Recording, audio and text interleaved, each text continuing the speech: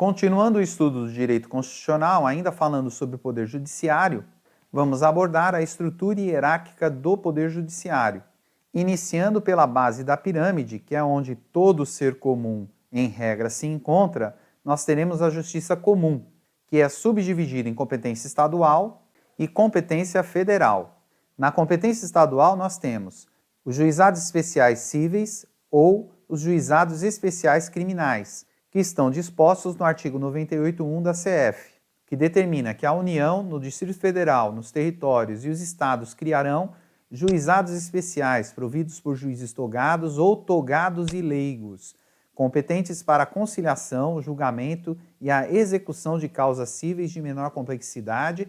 e infrações penais de menor potencial ofensivo, que é o caso do GCRIM, mediante os procedimentos oral e sumaríssimo permitidos, nas hipóteses previstas em lei, a transação e o julgamento de recursos por turmas de juízes de primeiro grau. Portanto, os juizados especiais cíveis ou juizados especiais criminais são juizados que julgam causas de menor complexidade. Seus recursos são encaminhados às turmas recursais e, em regra, das turmas recursais não cabem recursos para instâncias especiais, como no caso do STJ. E é possível perceber isso de forma clara nessa súmula do STJ número 203, que determina que não cabe recurso especial contra a decisão proferida do órgão de segundo grau dos juizados especiais. Entretanto, é possível que seja feita reclamação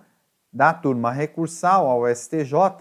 nos termos deste artigo 1º da Resolução 1209 do próprio STJ, que determina que as reclamações destinadas a dirimir divergências entre acórdão prolatado por turma recursal estadual e a jurisprudência do STJ, suas súmulas e orientações decorrentes do julgamento de recursos especiais processados na forma do artigo 543-C do Código de Processo Civil, e aqui nós temos os recursos repetitivos, serão oferecidos no prazo de 15 dias, contados da ciência pela parte da decisão impugnada, independentemente de preparo. Essa petição inicial, portanto, será um novo processo, será dirigida ao presidente deste tribunal, ou seja, ao presidente do STJ, e distribuída a relator integrante da seção competente, que procederá ao juízo prévio de admissibilidade. E o relator decidirá de plano reclamação manifestamente inadmissível, improcedente ou prejudicada, em conformidade ou dissonância com decisão proferida em reclamação anterior de conteúdo equivalente. Portanto, subir uma reclamação da turma recursal é possível. Se vai ser aceita, hahaha. Dentro ainda da esfera da competência estadual, temos os juízes de direito, cujos recursos serão encaminhados para os tribunais de justiça das unidades da federação respectiva, nos termos do artigo 125 da Constituição Federal. Pois, conforme o texto diz, os estados organizarão sua justiça, observados os princípios estabelecidos nessa Constituição, e a competência dos tribunais será definida na Constituição do Estado, sendo a lei de organização judiciária de iniciativa do Tribunal de Justiça respectivo. Assim, dentro de cada estado, nós temos o Tribunal de Justiça, que recebe as demandas contra os juízes de direito estaduais. E dentro da competência estadual, nós temos as auditorias militares de cada unidade da federação, que foi criada nos termos do artigo 125, parágrafo 3º da Constituição Federal, que determina que a lei estadual poderá criar, mediante proposta do Tribunal de Justiça, a Justiça Militar Estadual, constituída em primeiro grau pelos juízes de direito e pelos conselhos de justiça, e em segundo grau pelo próprio Tribunal de Justiça, ou por Tribunal de Justiça Militar, nos estados em que o efetivo militar seja superior a 20 mil integrantes. E nessa questão, precisamos prestar atenção em relação aos recursos que serão encaminhados da auditoria militar de cada unidade da federação. Pois, no caso de Minas Gerais, do Rio Grande do Sul e de São Paulo, temos o Tribunal de Justiça Militar, que foi criado nos termos desse artigo 125, parágrafo 3º da Constituição Federal, por ter efetivo militar superior a 20 mil integrantes. Dessa forma, os recursos que serão encaminhados da Auditoria Militar de São Paulo, Minas Gerais ou Rio Grande do Sul serão encaminhados ao Tribunal de Justiça Militar. Entretanto, as outras unidades da Federação encaminharão seus recursos da Auditoria Militar para os tribunais de justiça de seus respectivos estados, pois estes não têm Tribunal de Justiça Militar. Já em relação à Justiça Comum com competência federal, nós teremos o juiz federal e o artigo 109 determina a competência dos juízes federais quando diz que aos juízes federais compete processar e julgar. E aí ele vai descrever todas as competências dos juízes federais. E teremos os juizados especiais federais, que foram criados nos termos do artigo 99, inciso 1 da Constituição Federal, que já foi lido anteriormente. E caso haja alguma dúvida em relação à competência do juízo federal ou do juizado especial federal,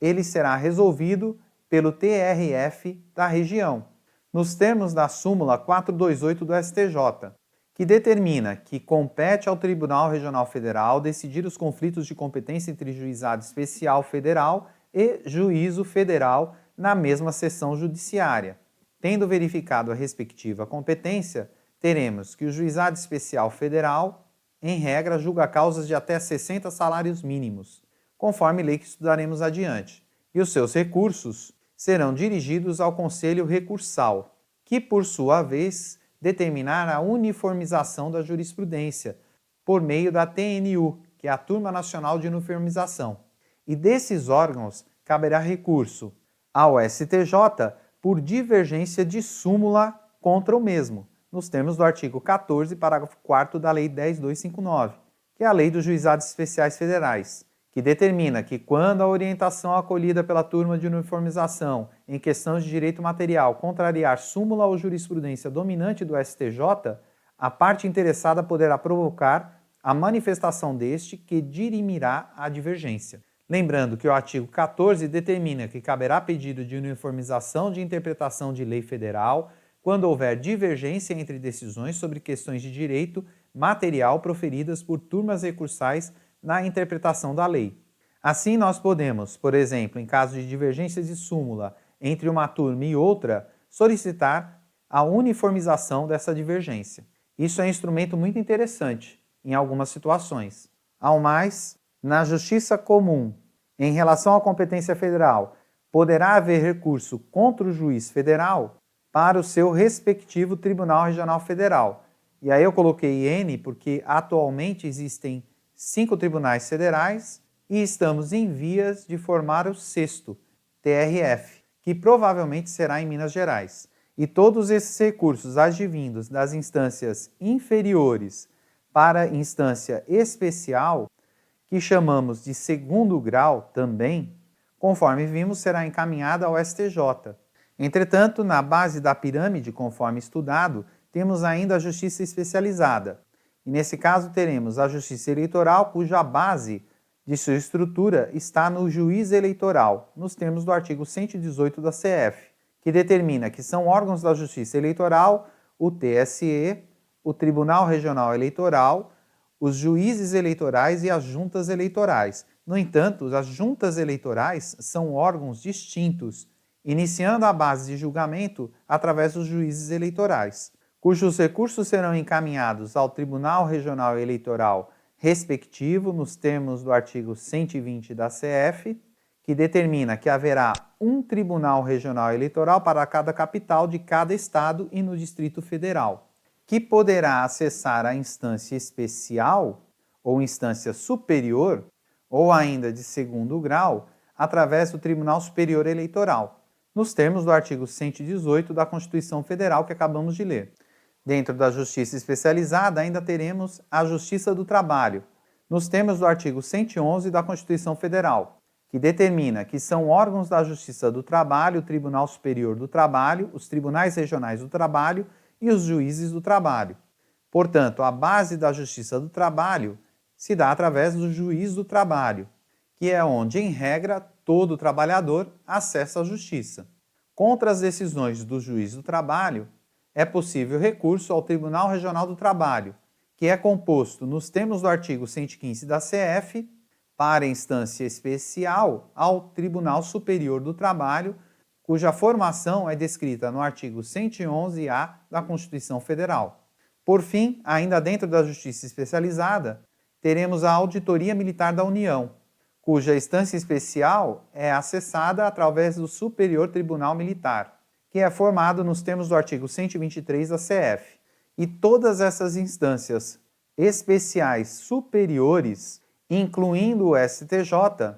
podem acessar o topo do Poder Judiciário, que é onde se encontra o Supremo Tribunal Federal. E todos têm acesso ao Supremo Tribunal Federal por meio do recurso extraordinário, nos termos do artigo 102.3 da CF, que determina que compete ao Supremo Tribunal Federal precipuamente a guarda da Constituição, cabendo-lhe julgar, mediante recurso extraordinário, as causas decididas em única ou última instância, quando a decisão recorrida contrariar dispositivo nessa Constituição, declarar a inconstitucionalidade de tratado ou lei federal, julgar válida lei ou ato de governo local contestado em face dessa Constituição, ou julgar válida lei local contestada em face de lei federal. E aqui cabe ressaltar que tanto o Juizado Especial Civil como o Juizado Especial Federal podem acessar o Superior Tribunal Federal por meio do recurso extraordinário, conforme se observa da súmula 640 do STF, que determina de forma clara que é cabível recurso extraordinário contra a decisão proferida por juiz de primeiro grau nas causas de alçada, ou por turma recursal de juizado especial civil e criminal. Portanto, embora esses juizados tenham dificuldade de acessar o STJ, é possível que acessem o STF por força dessa súmula. Por fim, temos o CNJ, que é o Conselho Nacional de Justiça. Embora ele não esteja na hierarquia do Poder Judiciário de uma forma mais clara, ele é sujeito ao STF, conforme já decidido pelo próprio STF, fazendo parte da estrutura do Poder Judiciário. Entretanto, ele é um órgão administrativo que auxilia o Poder Judiciário em questões administrativas, nos termos do artigo 103b, parágrafo 4º da CF, que determina que compete ao Conselho o controle da atuação administrativa e financeira do Poder Judiciário e do cumprimento dos deveres funcionais dos juízes, cabendo-lhe além de outras atribuições que lhe forem conferidas pelo Estatuto da Magistratura. E aí ele vai descrever uma série de atribuições que fazem parte do Conselho Nacional de Justiça.